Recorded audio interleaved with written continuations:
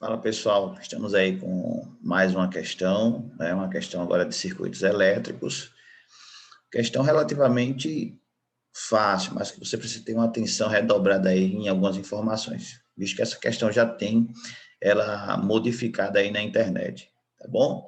Então, deixa eu explicar para vocês aqui rapidinho. Diz assim, ó, FUA Amazonas, não é? No circuito elétrico mostrado na figura abaixo, R1 é igual a R2, que vale 2 ohms, ou seja, tanto o R1 quanto o R2 vale 2 ohms, né?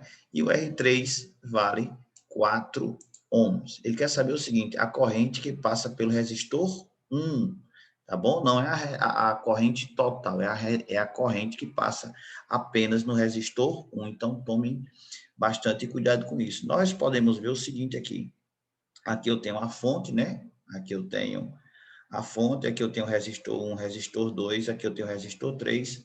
Eu posso observar que numa análise de circuito elétrico, esse R1 e R2, eles estão em série, né? E estão em paralelo com o R3, porque a corrente sai desse lado maior aqui, ó, a corrente vem, quando chega nesse ponto, ela se divide. Toda vez que houver uma divisão, esses dois fios, essas duas ramificações serão paralelas, tá bom? Mas aqueles que estão na mesma sequência, ou seja, no mesmo fio, automaticamente estão em série. E aí, como você já deve ter estudado pelo menos um pouquinho sobre isso, você sabe que R1 e R2 estão em série, eu vou somá-los, né? Ó, R1 e R2 estão em série, com o R1 vale 2, o R2 também vale 2, 2 mais 2 dá igual a 4. E aí você redesenhando o circuito, fica, então, paralelo de 4 e 4. Quando eles são paralelos iguais, eu repito o resistor e divido pela quantidade de vezes que ele aparece, é uma regrinha, certo? Então, fica o R, que vale 4, né? Na verdade, dividido por 2 dá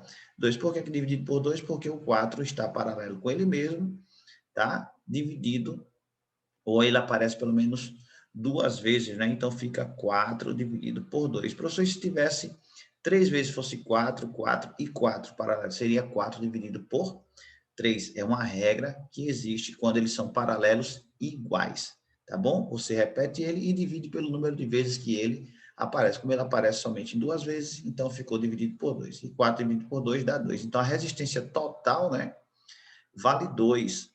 E aí você joga agora na fórmula, né, na primeira lei de Ohm. Qual é a voltagem? A voltagem é 12, a resistência total 2 e a corrente total, no caso, 12 por 2 dá 6 amperes. E o pior de tudo, que essa resposta, né, nem tem, graças a Deus não tem, mas tem umas questões que aparecem aí, 6, então 6 amperes. E agora, professor? Se não tem esse 6 lá, e ele nem quer esse 6, ele quer saber a corrente que passa no R1, né?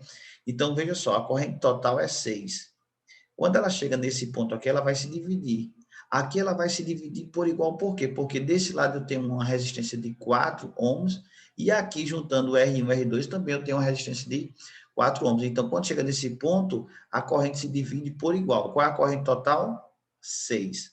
E como ela vai se dividir por igual, então vem 3 amperes para cá, 3 amperes para cá. Quem está primeiro?